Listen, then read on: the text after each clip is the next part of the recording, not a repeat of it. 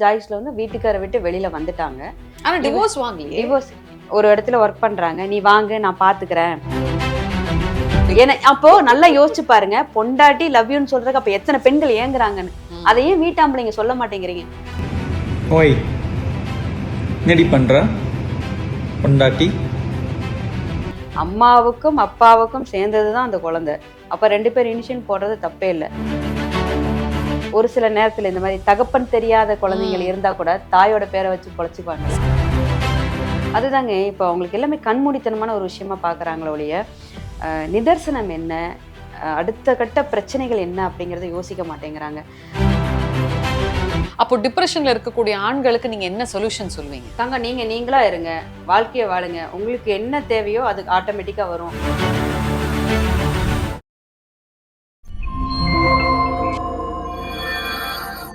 King TV நேயர்களுக்கு வணக்கம். இந்த நேர்காணல்ல நம்ம கூட பிரபல motivational speaker Janaki Sundararajan ma'am இருக்காங்க.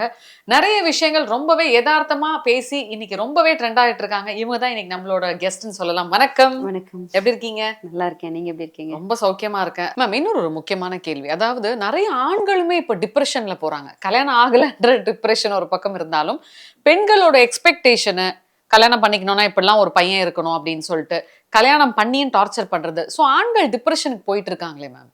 ஆமாங்க. இப்ப என்னன்னா இப்ப 90 கிட்ஸ்ன்னு இப்ப பாவம் அவங்களுக்கு ஒரு பெரிய ஒரு பேரே பட்டமே கொடுத்துட்டாங்க. அவங்களுக்கெல்லாம் பொண்ணு கிடைக்கிறதுங்கிறது குதிரை கொம்பா இருக்கு அப்படிங்கிற மாதிரி தான் இன்னைக்கு இருக்கு. எப்படின்னா எக்ஸ்பெக்டேஷன் வந்துட்டு பாக்குறீங்கன்னா எல்லாரையுமே ஒரு லெவல் ஆஃப் கேட்டகரி பர்சன்லயே எனக்கு இது இருந்தாதான் இந்த கல்யாணம் பண்ணுவேங்கிற மாதிரி எடுத்துட்டு போயிட்டா எந்த பையனுக்குமே கல்யாணம் ஆகாது. இன்னொரு விஷயம்னா நீங்க அந்த அளவுக்கு ஒர்த்தா அப்படிங்கறத பார்க்கணும். உங்க சைடு ஒர்த்தா அப்படின்னு பார்க்கணும். ஒரு மென்னுக்கு இவ்வளோ டார்ச்சர் கொடுப்பீங்களா? இதெல்லாம் இருந்தாதான் ஒரு ஆம்பளை. இப்போ 23 வயசு 25 வயசுல ஒருத்தனுக்கு கார் வேணுங்கிறீங்க, வீடு வேணுங்கிறீங்க, சொந்த எல்லா விஷயமும் இருந்தா அவன் படிச்சதே 22 வயசுல முடிச்சிருப்பான். மிச்சம் 3 வருஷம் ஃபர்ஸ்ட் போய் ஒரு கம்பெனிலயோ இல்லை ஒரு சுய தொழிலோ ஆரம்பிச்சு அப்பதான் ஸ்டார்ட் அப் பண்ணிட்டு இருப்பாங்க. நீங்க நினைக்கிற எல்லாருமே வந்துட்டு பெரிய பணக்காரவங்களா இருக்க போறது இல்லை. மிடில் கிளாஸ்ல இருந்து எல்லாருமே இருப்பாங்க இல்லையா? அப்ப அந்த பசங்க என்ன பண்ணுங்க? நீங்க வந்து இவ்வளோ எக்ஸ்பெக்டேஷன் போடுறப்ப அந்த பசங்களோட மனநிலை எப்படி இருக்கும்? அவங்க எவ்வளோ மன அழுத்தத்துக்கு போவாங்க? ஒரு சில காலகட்டத்தில் பார்த்தீங்கன்னா, எதுக்குடா கல்யாணம் பண்ணிட்டு நம்ம சிங்கிளா இருப்போங்கிற மாதிரி அவங்க இப்ப சிங்கிள்னு பேர் வச்சுட்டு சுத்த ஆரம்பிச்சிட்டாங்க. அது வந்து வருத்தத்துக்கு ஒரு விஷயம். அவங்க ஏன்னா மென்னா இருக்கிற பசங்களுக்கு அவங்க வந்து குடும்பத்தை காப்பாற்றணும்னு ஒரு கமிட்மெண்ட்டை சிக்குவாங்க. தங்கச்சி இருக்கும், அதுக்கு கல்யாணம் பண்ணணும். இப்படியெல்லாம் தாண்டி வந்து தான் தன்னோட வாழ்க்கையவே அவங்க பார்க்கணும். அந்த இடத்துல நீங்க இவ்வளோ எக்ஸ்பெக்டேஷனை கொட்டினீங்கன்னா அவங்க பாவம் என்னதான் பண்ணுவாங்க? ஓகே. இன்னொன்னு மேம், இப்போ ஒரு பையன் கிட்ட வந்து சொந்த வீடு இருக்கணும், கார் இருக்கணும், 1 லேக் சேலரி இருக்கணும்ன்றாங்க. 1 லேக் சேலரி இருக்கணும் அப்படின்னு சொல்றதுமே ஒரு பையன் டிப்ரெஷன்ல போறான். நிறைய டிவிலையுமே வந்துட்டு சில பசங்க பேசுறாங்க, எங்களோட சேலரி 30 தாங்க, ஆனா நான் இவ்வளோ படிச்சிருக்கேன், நான் என்னங்க பண்றதுன்றாங்க. எப்படி மேம் இதை ஹேண்டில் பண்ணுவான்? அதுதான் இப்போ 1 லேக் சேலரி எது கேட்குறாங்கன்னா, இப்போ நம்ம வந்து 30,000ல வந்து குடும்பத்தை நடத்திடலாம். அது பிரச்சனையே கிடையாது. 30,000ங்கிறது நம்ம இன்னைக்கு முடிஞ்ச வரைக்கும் எவ்வளோ இறுக்கமா பிடிச்சி நடத்த முடியுமோ நடத்திக்கலாம். ஆனா அதை மீறி எனக்கு வந்து வீக்லி ஒன்ஸ் வந்துட்டு வெளியில போகணும். நீங்க இப்போ பார்த்தீங்கன்னா நாளைக்கு சண்டே பார்த்தீங்கன்னா எல்லா மாலும் ஹவுஸ்ஃபுல்லா இருக்கும். தேட்டர்ல படம் ஓடுதோ இல்லையோ மால் ஹவுஸ்ஃபுல்லா இருக்கு. அப்போ உள்ள போனா நான் சும்மா இருப்பேனா? வாங்கி திங்கணும். வாங்கி சாப்பிடணும். இப்போ இன்னைக்கு விற்கிற விலைவாசி என்ன? பையில கண்டிப்பா ஒரு ஒரு பர்சன் 10,000 இல்லாம வெளியில கூட்டிட்டு போக முடியாது இன்னைக்குள்ள சூழல்ல. அப்ப 4 வாரத்துக்கு என்னாச்சு? 40,000. 40,000 வேணும். அப்புறம் எங்க போய் அந்த தம்பி 30,000 வாங்குற சம்பளம்? அப்போ அவங்கள திணிக்கிறாங்க. இதெல்லாம் எனக்கு வேணும். இப்படி இருந்தா குடும்பம், இல்லைன்னா இல்ல. இப்படின்னா எனக்கு கல்யாணம் பண்ணு அப்படின்னா கல்யாணம் பண்ண வேண்டாங்கிற சூழலுக்கு பசங்க தள்ளப்படுறாங்க. ஏன்னா வேற வழியே இல்ல. 1,00,000 அவன் எப்படி சம்பாதிப்பான்? 30,000க்கு முக்கி முக்கி போனா 40,000க்கு வரலாம். திடீர்னு படமா டைங்னு இன்க்ரீஸ் ஆகி அங்க போய் நிக்க முடியாதே. ஏன்னா சூரிய வம்சம் மாதிரி ஒரு சாங்ல முன்னுக்கு வந்துட முடியாதுல்ல. எல்லாருமே அதான் கேக்குறாங்க. சூரிய வம்சம் மாதிரியும் அடுத்து அண்ணாமலை வெற்றி நிச்சயம் இது வேத சத்தியங்கிற மாதிரி பாட்டிலேயே முன்னேறணும்னா எப்படி முடியும்? அப்போ டிப்ரெஷன்ல இருக்கக்கூடிய ஆண்களுக்கு நீங்க என்ன சொல்யூஷன் சொல்வீங்க? தாங்க நீங்களா இருங்க, வாழ்க்கைய வாழுங்க, உங்களுக்கு என்ன தேவையோ அது ஆட்டோமேட்டிக்கா வரும். எக்ஸ்பெக்டேஷன் பண்ற பொண்ணுங்களை நீங்க ஏறெடுத்து கூட பார்க்காதீங்க. சூப்பர். உங்க வாழ்க்கை என்னமோ அதுக்கு தேவையான உங்களுக்கு பொண்ணு வரும். அதை வச்சு ஏன்னா நம்ம வந்து எதிர்பார்க்குற ஒரு பொண்ணை கட்டிட்டு அவங்களுக்கு தேவையான செய்ய முடியாம திரும்ப நீங்க டிப்ரெஷனுக்குள்ள போறதை விட்டுட்டு டிப்ரெஷன்ல இருந்து வெளியில வந்துட்டு உங்க வாழ்க்கைக்கு நீங்க என்ன பண்ண போறீங்க, உங்க அடுத்த கட்டம் என்ன அப்படின்னு பாருங்க. டெஃபினட்டா உங்களுக்கான ஒரு தேடல், உங்களுக்கான அந்த தேடலான ஒரு பொண்ணு உங்க கண்ணு முன்னாடி வந்து நிற்கும். அப்போ உங்க வாழ்க்கையை சிறப்பா வாழுங்க. ஓகே. இன்னொன்னு மேம், ஏன் ஒரு பெண்ணுக்கு பெண்ணே எதிரியா இருக்கா? லைஃப்ன்னு வரும்போது நீங்க பெரும்பாலும் எடுத்துக்கோங்களேன். உதாரணத்துக்கு சொல்லணும்னா மாதம்பட்டி இஷ்யூ கூட நீங்க எடுத்துக்கலாம். அந்த பொண்ண வந்து ஜாய வந்து யாரும் ஏமாத்தல. ஆமா. அவங்களுக்கு நல்லா தெரியுது இஸ் மேரிட், அவருக்கு 2 குழந்தைங்க இருக்குன்னு தெரியுது. இவங்களும் ஒரு மேரேஜ் ஆனவங்க தான். தெரிஞ்சுமே இந்த மாரி ஜாய் கிறிசல்டா மாரி நெறைய பேர் வந்து தெரிஞ்சு ஏன் போய் இன்னொருத்தவங்க கூட அஃபேர்ல ஆவுறாங்க? அவங்க வந்து இப்ப என்னன்னா, அந்த பொண்ணு வந்து ஜாய்ஸ்ல வந்து வீட்டுக்கார விட்டு வெளியில வந்துட்டாங்க. ஆனா இவ டிவோர்ஸ் வாங்கலையே. டிவோர்ஸ் ஜாய்கஸ்ல டிவோர்ஸ் வாங்கலையா? ஆமா. அதுக்கப்புறம் தானே வாங்குனாங்க. மாதம்பட்டி அதுக்கப்புறம் வாங்குனாங்கன்னா, அதான் இவங்களோட கனெக்டிவிட்டி எப்படி ஆகுதுன்னா, ஒரு இடத்துல ஒர்க் பண்றாங்க. "நீ வாங்கு, நான் பார்த்துக்கிறேன்." ம். ஏங்க ஒரு மிகப்பெரிய ஒரு ஆளு. நல்லா யோசிங்க. இவங்க வந்து ஒரு ஒரு பிரிதல்ல இருக்காங்க.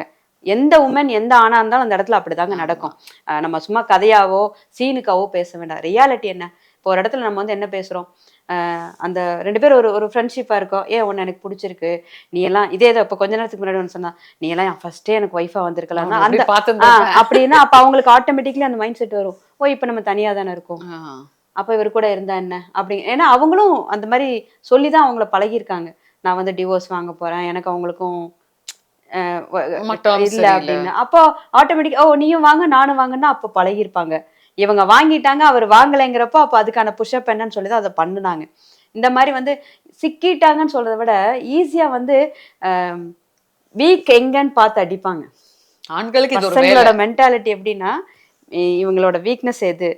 அப்படிங்கிற பார்த்து அடிச்சிட்டாங்கன்னா, நம்மளால என்னதான் கான்ஃபிடென்ட்டா லேடி இருந்தாலும், ஒரு இடத்துல லேடிய பொறுத்தவரைக்கும் பாசத்துக்கு நெறைய அடிக்ட் ஆவாங்க. அதுல சிக்கிறவங்க தான் நெறைய பேரு. அதுவும் பொண்ணுங்க எல்லாம் பொண்டாட்டி லவ் யூனாலே முடிஞ்சுச்சு முடிஞ்சுச்சு. சொல்லி. ஏன்னா அப்போ நல்லா யோசிச்சு பாருங்க. பொண்டாட்டி லவ் யூன்னு சொல்றதுக்கு அப்ப எத்தன பெண்கள் ஏங்குறாங்கன்னு. ம். அத ஏன் வீட்டாம்பளைங்க சொல்ல மாட்டேங்கிறீங்க? சொல்லுங்க தயவு செஞ்சு. ஏன்னா வீட்டுக்கார்ட்ட கேட்க இல்ல வேண்டியதா இருக்கு. ஐ லவ் யூ சொல்லுன்னு. எவனா ஒருத்தன் சொல்லி ஏன் அந்த இடத்த ஃபில் பண்றதுக்கு. வேண்டாம். அதே மேடம் ஹஸ்பண்ட்ஸ் வாயில வரவே மாட்டேங்குது ஐ லவ் யூன்னு. கேட்டா சொல்லுவாங்க. நாங்க மனசுக்குள்ள வச்சிருக்கோங்க. நீங்க ஊரார் பொண்டாட்டிக்கு ஐ லவ் யூ சொல்றீங்கல்ல. உங்க பொண்டாட்டிக்கு சொல்லுங்க. எத்தனை ஹீரோயின்ஸ்க்கு லவ் யூன்றாங்க. லவ் யூ சொல்றாங்க. கனவு கண்ணியா வச்சு புக்கெல்லாம் வச்சு பார்த்துட்டு இருக்கிறாங்க. ஏன் உங்க பொண்டாட்டி கனவு கண்ணி இல்லையா? உங்களுக்கா உசுர குடுத்து 2 புள்ளைய பெத்து தரா, குடும்பத்த பாத்துக்கிறா. அவ தாங்க உங்களுக்கு குலதெய்வம். அவ தாங்க உங்க சாமி. எங்க போனாலும் முன்ன விட்டு பின்னாடி நடங்க. உங்க வாழ்க்கை சூப்பரா இருக்கும். ஆனா அத வந்து பண்ணாம, நம்ம என்ன பண்றோம்? அடுத்தவன் பொண்டாட்டிய ரசிக்கிறது, அடுத்தவங்ககிட்ட அப்ப அந்த டைம் ஸ்பெண்ட் பண்றப்ப ஆட்டோமேட்டிக்கா வீட்ல ம். எல்லா விஷயங்களும் தவறுதலா நடக்கும்.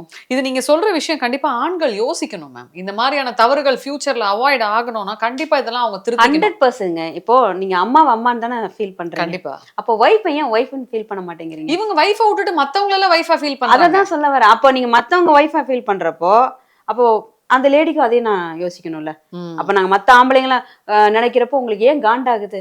அப்போ இதுல ஆம்பளைங்களுக்கு ஒரு கேவலமான மைண்ட் செட் இருக்கு மேம். ஒரு பெண் கல்யாணம் ஆகி குழந்தை பெத்துட்டான்னு வைங்களேன், அவங்க ஏதோ வேற கேட்டகரிக்கு இவனுங்களே வச்சிடுறானுங்க. ஆனா இவங்க மட்டும் பாத்தீங்கன்னா என்றும் இளமை மாதிரி சுத்திட்டு இருக்கிறது, ஃப்ரெண்ட்ஸோட போய் டீ கடையில நிக்கிறது. அவங்க மைண்ட் செட்லாம் எப்படி இருக்கும்னா தான் இன்னும் 18 வயசுலயே இருக்கிற மாதிரி ஒரு விஷயம். அதான் மனசுல வந்து அவங்க 18 வயசாவே இருக்கட்டும். அதே ஃபீல் தான் பெண்ணுக்கும். உடம்பு ரீதியா, மன ரீதியா உங்களால தானே அந்த அந்த விஷயத்த கூட ஒரு பெண் ஏத்துக்கிறா. ம். ஒரு குழந்தைக்கு தாயாவும் ஒரு எல்லா விஷயத்தையும் ஏத்துக்கிட்டு வரா. அப்போ அந்தே மனசு தான் அது அவங்களுக்கும் இருக்கும். 16 வயசு பொண்ணா இன்னும் இருக்கும் மனசுல.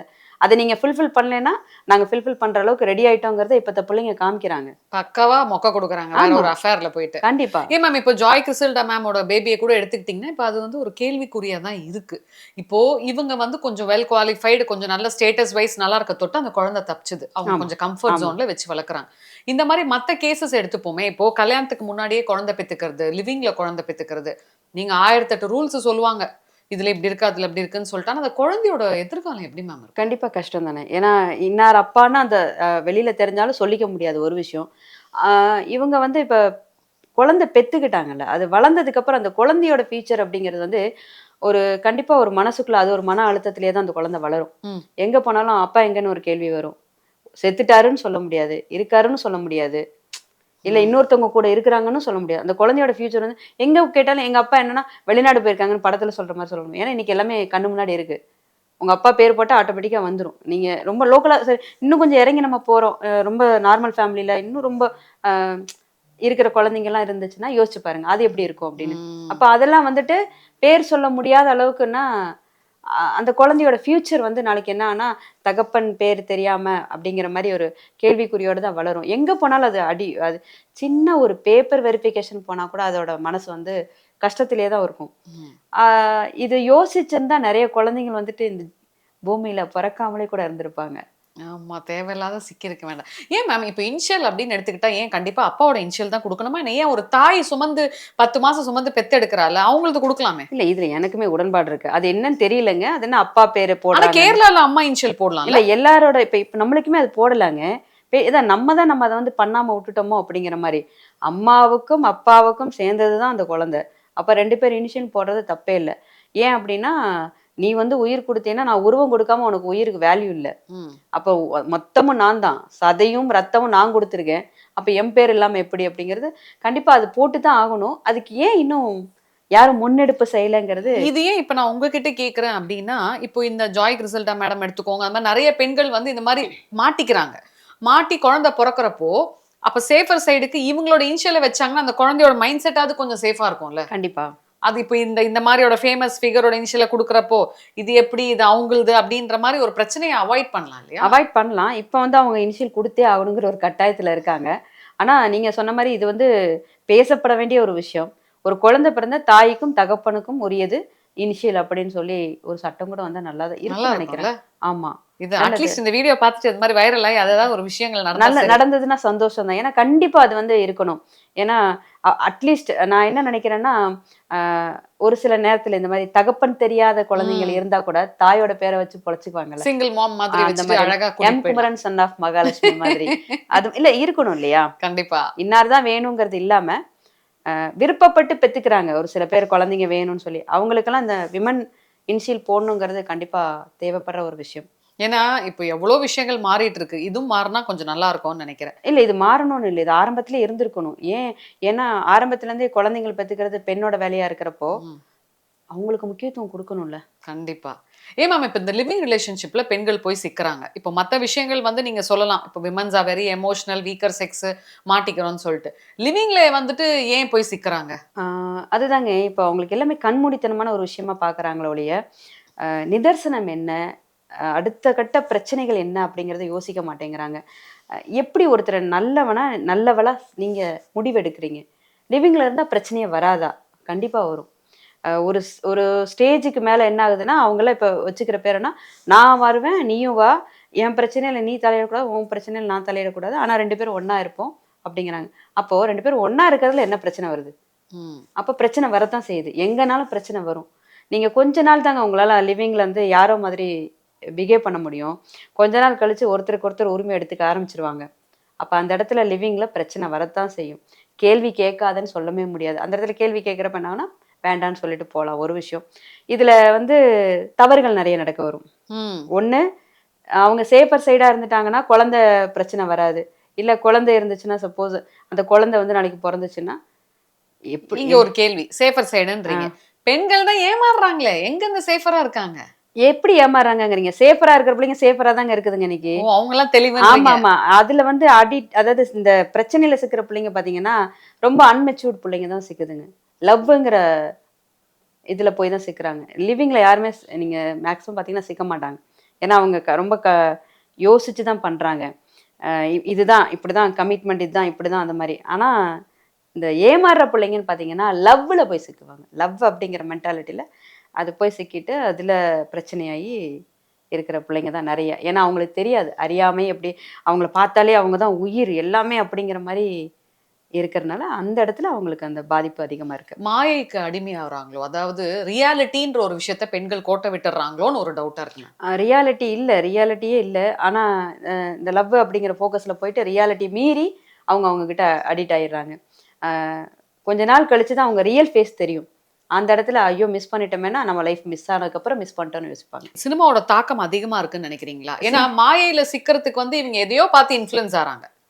அதனால இவங்க சினிமா அதுக்கு ஒரு பெரும் ரீசனா இருக்குமோ? எல்லாமே சினிமாவா மாறிடுச்சு. நம்ம வந்து சினிமா தாக்கம்ன்னு சொல்றத விட, இன்னைக்கு ரியலாவே எல்லாருமே சினிமாட்டிக்கா மாறிட்டோம். அதுதான் விஷயம். செல்போன் சினிமேட்டிக் மோட் மாரி. ஆமாமா. எல்லாமே நீங்க வந்து பார்த்தீங்கன்னா, எல்லா விஷயமும் நான் வந்து அ அந்த மாரி ஃபோக்கஸ் ஆகணும்னு நெனைக்கிறேன். கஷ்டம் என்னன்னு தெரிய வேண்டாம். எப்படி அம்மா, அப்பா உழைக்கிறாங்க. நம்ம எப்படி ஒண்ணும் இல்ல. ஒரு ஹார்ட் ஒர்க் பண்றது எவ்வளோ கஷ்டம்னு யார்ட்டயா போய் கேளுங்க. ஹார்ட் ஒர்க்னா என்ன ஹார்ட் ஒர்க்கு? சிஸ்டத்துல உட்காந்து பேசுறது பார்ப்பாங்க. கல் உடைச்சு, மண் உடைச்சு வேலை பண்றத பார்க்க சொல்லுங்க. முடியாது அவங்களால. இன்னைக்கு இருக்கிற எல்லாருமே சொல்றேன், லேசா போயிட்டு லேசா வந்தா பேமெண்ட் வரணும், அப்ப அதுக்கு என்ன அப்படிங்கிறாங்க. அதனால சினிமாட்டிக் எல்லாத்துலயும் வந்துருச்சு. இதுல அதிகமா இருக்கு. ம். மோட் வந்து நீங்க பாத்தீங்கன்னா அவங்க இதுல மோடு வேற செக் பண்ணிக்கிறாங்க, இந்த மோட்ல இப்படி இருக்கணும், இந்த மோட்ல இப்படி இருக்கணும்னு. அ, இதுதான் வாழ்க்கைன்னு நினைக்கிறாங்க. இது இல்ல வாழ்க்கைன்னு. அவங்களுக்கு பிரச்சனைகளை கடந்த பிறகு வராங்க. பிரச்சனையில சிலரோட வாழ்க்கை வீணா போனதுக்கு அப்புறம் நீங்க பிரச்சனையை கடந்து வர்றது வேஸ்ட். கல்யாணத்துக்கு முன்னாடி ஒரு பெண்ணு கர்ப்பமானா தப்பா பார்த்த காலம் போய் இப்போ கல்யாணமே ஆகல, எவனோ ஒருத்தன் கூட போயிட்டு லிவிங்ல இருக்காங்க. அப்ப மட்டும் இந்த சமுதாயம் பெண்களை தப்பா பேசாதா? நீங்க சமுதாயம் வந்து பேசுது அப்படின்னு நம்ம சொல்றோம். சமுதாயம் இந்த மாதிரி நடந்துக்குதுன்னு சொல்றோம். அவங்கலாம் வந்து நாங்க சமுதாயத்துக்குள்ள உடன்பட்டவங்களே இல்ல. நாங்க யாரோ அப்படிங்கிற மாரி தான் அவங்க எடுத்துட்டு போயிட்டு இருக்காங்க. எப்போ லிவிங்ல இருக்கிற வரைக்கும். அதுக்கப்புறம் இந்த மாரி குழந்தை, குட்டின்னு வரப்ப தான் அவங்களுக்கு அப்ப சமுதாயம்னா, ஆஹா! இப்படி ஒண்ணு இருக்கா? இப்படியெல்லாம் இஷ்யூ ஆகுமா? அப்படி அதுதான் நான் சொல்ல வரேன். பிரச்சனைகள வந்து உருவாக்கிக்கிறாங்க. ஆனா அதுக்கு சொல்யூஷன் தேடாம, அதுலருந்து வெளில வர பார்க்காம, திரும்ப திரும்ப பிரச்சனைக்குள்ளேயே போய் சிக்கிக்கிறாங்க. இது அவங்க தான் முடிவெடுக்கணும். இது வந்து நம்மளுக்கு வேணுமா? வேண்டாமா? லிவிங்னா என்ன ஃபர்ஸ்ட்டு? லிவிங் நம்மளுக்கு தேவையா? எதுக்குங்க ஒரு பாதுகாப்பு வேணும்? ஒரு ம். பெத்தவங்க வளர்த்து ஆளாக்கி, சேஃபா அவங்கள கூட்டிட்டு போய் ஒரு இடத்துல ஒரு பொறுப்பா ஒருத்தங்க கையில ஏன் ஒப்படைக்கிறாங்கன்னா, அவன் பார்த்துக்குவான். ஒரு நாங்க ஃபியூச்சர்ல நம்ம இல்லாததுக்கப்புறம் புள்ள ஒழுங்கா இருக்கும். ஆஹ. நான் எப்படி பார்த்துக்கிட்டேனோ, நாங்க இல்லாதப்ப அவன் உங்கள இதே மாரி ஒரு பெர்சன் நம்ம குழந்தைய பார்த்துக்கணுங்கிறதுக்காக தான் ஒருத்தர்கிட்ட ஒப்படைக்கிறது. அதே போல தான் பையனையும். தாயா பார்த்த ஒருத்தங்க அப்புறம் அவனோட வைஃப் வந்து அவன வழி நடத்தணும். நம்மளுக்கு அப்புறம் நம்ம பையனை இப்படி ஒருத்தி பார்த்துக்கணும் அப்படிங்கிறது தான் அதுக்காக தான் ஒப்படைச்சது.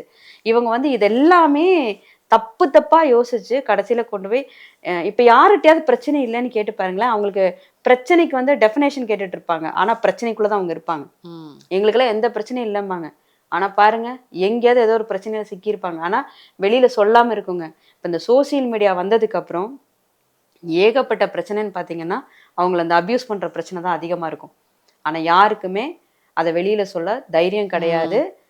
அத சொன்னா எங்க அ அவங்களோட அசிங்கமா அ பேசுவாங்க. அசிங்கமா பேசிருவாங்களோங்கறனால, நெறைய அபியூஸ் ஆனவங்க தான் நெறைய பேர் இருப்பாங்க. ம். மிரட்டல்ல, இந்த மாரி ஒருத்தருக்கு ஒருத்தர் இந்த மாரி ஆயி, அதுலருந்து பிரச்சனையில வந்து பிளாக்மெயில் நெறைய விஷயத்துல. ஆனா வெளியில சொல்லாம, அவங்க பாட்டுல அவங்க வேலைய பார்ப்பாங்க. எத வச்சு மேம் நீங்க வந்து லிவிங் வந்து சேஃப் இல்லன்னு சொல்றீங்க? உங்களுக்குன்னு சில தனிப்பட்ட கருத்து இருக்கும்ல. எனக்கு சேஃப் இல்லன்னு சொல்றத விடங்க, என்ன இப்போ ஒரு கேரக்டர் இருக்காங்க. நல்லவங்களோ, கெட்டவங்களோ நம்ம பார்த்து பழகி ஒருத்தர் முன்னாடி வந்து அத்தை பிள்ளைங்க, மாமா பிள்ளைங்க கட்டிக்கிட்டாங்க. ஒரு பிரச்சனைன்னா வீட்ல போய் நின்னோம். எல்லாமே இருந்துச்சு. அத விட்டு அதுக்கப்புறம் கொஞ்சம் தூரத்து உறவு அப்படி கட்டுனாங்க. அப்புறம் இன்னும் கொஞ்சம் தள்ளி அ கொஞ்சம் வெளியில பார்க்கலாங்கிற மாரி பார்த்து பார்த்து அந்தந்த இதுல வந்து அந்தந்த மதத்த சார்ந்தவங்களும், அந்தந்த கலாச்சாரத்த சார்ந்தவங்களும் எல்லாம் பண்ணாங்க. இன்னைக்கு அப்படி இல்ல. எங்கேயோ ஒருத்தன் ஏதோ ஒரு இடத்துல போஸ்ட் போட்டிருக்கான் பார்த்தா, நீங்க இது ஒரு எனக்கு தெரிஞ்சு ஒரு 6, 7 வருஷம் இருக்குன்னு நெனைக்கிறேன். அவர் வந்து அமெரிக்கால இருந்தவரு. அவருக்கு வந்து இங்க விடாப்பிடியா வீட்ல பெரிய பணக்காரங்க. கட்டி வச்சுட்டாங்க. பொண்ணு பார்த்து கட்டி வச்சுட்டாங்க. அவர் கல்யாணம் வேணாம் வேணாம்னு சொல்லியிருக்காரு. இவங்க கேட்டுருக்கணும். கடைசியா என்ன ஆயிடுச்சுன்னு பார்த்தீங்கன்னா, அவரு எனக்கு ஒரு ஆண தான் பிடிச்சிருக்கு. நான் ஆண தான் கல்யாணம் பண்ணுவேன்னு அங்க போய் பொண்ணுட்ட சொல்லி அந்த பொண்ணு அழுதுட்டு வீட்டுக்கு வந்துருச்சு. அப்படி இருக்கிற பட்சத்துல யாரையும் தேடாதீங்க லிவிங்ல. லிவிங்ல எப்படி நீங்க ஒருத்தர அனலைஸ் பண்றீங்க? நல்லவன் சொல்லி, நல்லவன் சொல்லி. கேரக்டர் வைஸ் என்ன வேணாலும் மாறலாம். குடும்பங்கிறது வந்து எல்லாரையும் ஒருங்கிணைச்ச ஒரு விஷயம். பிரச்சனைன்னு வந்தா எல்லாரும் சேர்ந்து நிப்பாங்க. ஏதோ ஒரு விஷயத்த ஒண்ணு தீர்வு பார்க்கலாம். ஆனா இது அப்படி இல்ல. நீங்க 2 பேரும் இருந்து நாளைக்கு ஒரு விஷயத்துல இப்ப ரீசென்ட்டா ஒரு ஒரு ரொம்ப க்ளோஸா ரொம்ப எத்தனையோ வருஷம் 7 வருஷம் கல்யாணம் லவ் பண்ணவங்க. கல்யாணம் பண்ணிட்டு உள்ள ரூமுக்குள்ள போயிருக்காங்க. பாலும் பழம் சாப்பிடறதுக்கோ எதுக்காமோ 2 பேரும் கத்திய வச்சு குத்திக்கிட்டாங்க. ஐயோ! அதுல ஏன் ஒருத்தங்க மேம்? இறந்துட்டாங்க. அந்த பொண்ணு இறந்துருச்சு. டீச்சர் இதுக்கு அவங்க. இதெல்லாம் நியூஸ்ல நம்ம வந்து கண் முன்னாடி படிக்கிறோம், பார்க்குறோம். இப்படி இருக்கிற பட்சத்துல எப்படி நீங்க லிவிங்ல ஒருத்தர நம்பி ஒருத்தர் கூட அவங்க எப்படி போய் இருக்காங்கன்னு இருக்கீங்க? தெரியல. தைரியம் அவ்வளோ தைரியம் இருக்கா? ஒரு விஷயத்துல ஒண்ணுமே இல்ல. ஒரு சண்டை வந்துருச்சு. உங்களுக்குள்ள ஏதோ ஒரு பிரச்சனை. இந்த மாரி ஒரு இஷ்யூ. என்ன பண்ணுவீங்க? ஏன் மேம் கல்யாணம் பண்ண இடத்துலயே நம்மளால ஆலிமோனி வாங்க முடியல. இப்போ கண்டிப்பா. டிவோர்ஸ்ன்னு நம்ம பிரியிறோம் அப்படின்னா ஆமா. முறைப்படி. அப்படி இருக்கும்போது இந்த மாரி பிரச்சனை வந்தா உண்மையா நீங்க சொல்ற மாரி என்ன இல்ல பண்றது? பணம் அந்த மாரி விஷயத்த கூட விட்டுருங்க. ஃபர்ஸ்ட் இந்த பிரச்சனைக்குள்ள நீங்க உள்ள போயிட்டீங்கன்னா, எப்படி நீங்க வெளியில வருவீங்க?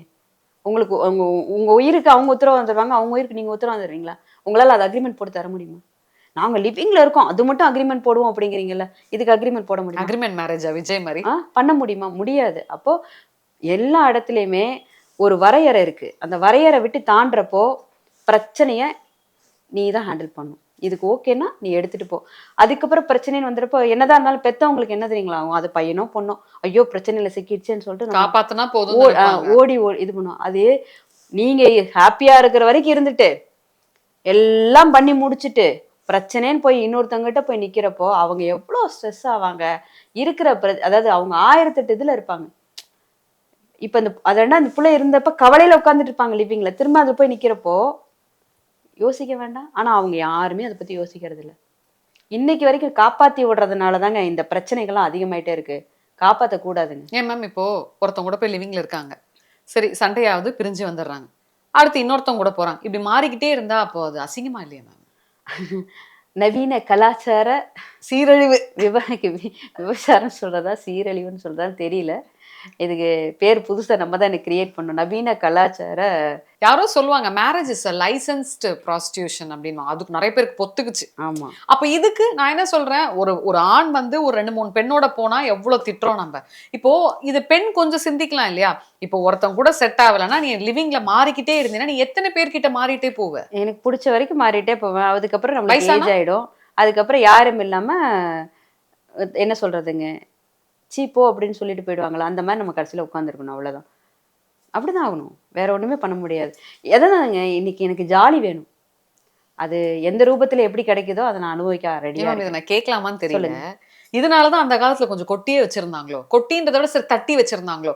இன்னைக்கு ஃபினான்ஷியல் ஃப்ரீடம் இருக்கு, இண்டிபெண்டன்ஸியும் இருக்கு, அளவுக்கு அதிகமாவே பெண்களுக்கு இருக்கு. அதெல்லாம் அதிகமா ஆக ஆக தான் இவங்க யோசிக்காம தப்பு பண்றாங்களா? S, correct. இல்ல ஃபினான்ஷியல் இருக்குங்கிறத வச்சு தான் இன்னைக்கு வந்து எல்லாருமே என்ன நினைக்கிறாங்கன்னா, நான் எனக்கு ஓகே இதை வச்சு நான் பண்ணிடுவேன், எனக்கு நீ வேண்டாம் அப்படிங்கிற மாதிரி இருக்கு. என் தேவைன்னா எப்படி ஒரு ஆண் ஒரு பெண்ணை தரணும் அது மாதிரி நானும் தேடிக்கிறேன் அப்படிங்கிறாங்க. அது வந்து அவங்க அதாவது ஒரு ஆணை ரிவெஞ்ச் பண்றதுக்கு தான் இது பண்றாங்களே ஒழிய, ஆனா ஒரு நான் என்ன சொல்ல வரேன்னா நம்மளுக்கு வந்து இன்னைக்கு வந்து எப்பயுமே ஒரு துணை வந்து நம்மளுக்கு தேவைப்படாது. ஒரு ஆணுக்கு வந்து எப்ப தேவைப்படும்னா ஒரு ஏஜுக்கு மேலதான். ஒரு பெண்ணுக்கு எப்ப தேவைப்படும் தெரியுங்களா? எல்லாருமே நம்மளை விட்டு போனதுக்கு அப்புறம். எல்லாருமே நம்மளை விட்டு போனதுக்கு அப்புறம் ஒரு நிலையில ஒரு துணை தேவைப்படும். அது ஏன் பெண்ணுக்கு பெண்ணாவே இருக்கலாமே அப்படிம்பாங்க. பெண்ணுக்கு பெண்ணா எல்லாரும் எல்லா இடத்துலயும் இருக்கலாம், எங்கேயும் அவங்க யாரையும் வந்து நம்ம குறை சொல்லலை. ஆனா ஒரு பாதியா இருக்கிறதுக்கு, என்னோட சோல்மேட்டா இவங்க இருக்கிறதுக்கு ஒரு ஆணால மட்டும்தான் முடியும், ஒரு பெண்ணுக்கு. ஒரு பெண்ணால மட்டும்தான் முடியும் ஒரு ஆணுக்கு. நீங்க என்னதான் நான் என்னோட கூட ஒருத்தவங்க இருக்காங்க நான் பாத்துக்கிறேன் அப்படின்னாலும் கண்டிப்பா அது எழுதப்படாத பொய், உண்மை கிடையாது. அது பொய் தான். ஏன்னா ஈக்குவலா வந்து பாதி வந்து ஆண் பாதி பெண்ணாதான் அர்த்தநாரீஸ்வரர் இருக்காரு. எந்த இடத்துலயும் மாறி எல்லாம் இல்லை. அதனால ஈக்குவலேஷன் 2 பேருக்கு இருக்கு. இப்படித்தான் வாழ்க்கைங்கிறத நிர்ணயிச்சுட்டு தான் அன்னைக்கு போயிருக்காங்க. எப்படி வேணாலும் வாழ்ற வாழ்க்கைக்கு இன்னும் யாரும் நிர்ணயிக்கல. வாழ்றதுக்கான வாழ்க்கை அவங்க வாழ்றாங்க. அப்ப அழிவுகளுக்கும் அவங்களே பொறுப்பு. சூப்பர். கடைசியா ஒரே ஒரு கேள்வி. எவ்வளவு விஷயங்கள் பார்த்திருப்பீங்க, எவ்வளவு தாண்டி வந்திருப்பீங்க இல்லையா? இன்றைய காலகட்டத்துல நீங்க வந்து ஆணுக்கும் பெண்ணுக்கும் ஒரு அட்வைஸ்ன்னு சொன்னா கோச்சுப்பாங்க, ஒரு சஜஷன் சொல்லணும், ஒரு ஹாப்பியா மேரேஜ் லைஃப் இருக்கணும்னா என்ன சொல்வீங்க? ஃபர்ஸ்ட் ஆஃப் ஆல் 2 பேருமே வந்து என்ன பண்ணணும்னா, இந்த கல்யாணங்கிற பேச்சு எடுத்த உடனே நான் நல்லவங்கிறத அந்த இடத்துல கட் ஆஃப் பண்ணிருங்க. நான் இப்படிதாங்க, நீங்க அவங்க 2 பேருக்குள்ளேயே அதை பேசிக்கணும். என் கேரக்டர் இதெல்லாங்கிறத பொய் சொல்லாம சொல்லணும். ஒருத்தரோட பொய் எந்த இடத்துல உருவாகுதுன்னா, தன்னை வந்து அவங்க வந்து நல்லா புரிஞ்சுக்கணுங்கிறதுக்காக, இல்லப்பா நான் அப்படிலாம் இல்லப்பா, நான் சிகரெட் அடிப்பேன் உனக்காக விட்டுறேன்ட்டு 2 நாள் கழிச்சு போய் வெளியில தெரியாம அடிக்கிறது. அதை பண்ணாதீங்க. அதே மாதிரி இந்த பொண்ணு அப்படிதான். ஏங்க நான் உங்களுக்காக இதெல்லாம் பண்றேன், எனக்கு இப்படிதான் செய்ய தெரியும், நான் இந்த மாதிரி பண்ணிக்கிறேன், இப்படிலாம் சொன்னீங்கன்னா என் ஃப்ரெண்ட்ஸ் எல்லாம் நான் அவாய்ட் பண்ணிக்கிறேன், உங்களுக்கு என்ன பிடிக்குமோ சரி வேண்டாம், நீயா இரு, அவங்க அவங்களா இருக்கட்டும். ஒரு இணைவுங்கிறது ஒருத்தர் புரிதல். என் ஒய்ஃப் இவ, என் ஹஸ்பண்ட் இவங்க, இப்படிதான் நாங்க வாழ போறோம்னு சொல்லி வாழ்றதுக்கு நீங்க 2 பேர் தீர்மானம் பண்ணிட்டு வாழ ஆரம்பிச்சீங்க அப்படின்னா இந்த மாதிரி சீரழிவு, அதாவது சமுதாய சீர்கேடு சீரழிவு, இந்த அங்க எங்க கலாச்சாரம் எத்தனை பேசிட்டாலும் ஒரு குடும்பத்தான் ஒரு பையன் இந்த லைஃபை எதிர்பார்க்க மாட்டான். ஒரு குடும்பத்து பெண் இந்த லைஃபை எதிர்பார்க்க மாட்டான். ஒரு குடும்பத்து பெண்ணா உடனே கீழே வந்துருவாங்க, அப்ப நாங்கெல்லாம் இல்லையா அப்படின்னு. நான் சொல்ல வருது, கல்யாணம்னு எல்லாருக்கும் ஒரு எண்ணம் இருக்கு, அதை வந்து நீங்க வந்து மூடி மறைச்சிட்டு வேற கோட்பாட்டுல போறீங்க. இதை வந்து வேண்டான்னு முடிவெடுப்பீங்க. சூப்பர். தேங்க்யூ. நிறைய விஷயங்கள் ரொம்ப அழகா சொன்னீங்க. நன்றி.